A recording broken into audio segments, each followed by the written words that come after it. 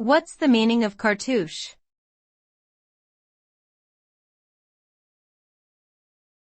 Cartouche.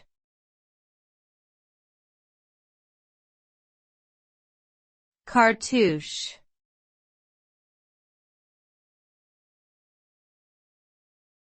Cartouche.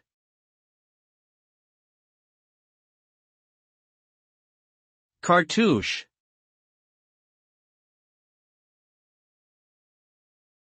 A cartouche is a decorative frame or border used in art and architecture, typically in the shape of an elongated oval or rectangle with rounded ends.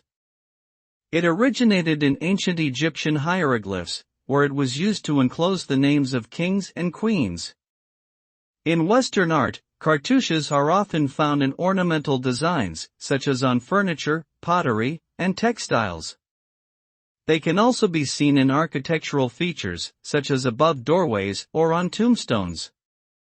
The term cartouche is derived from the French word cartouche, which means cartridge or scroll.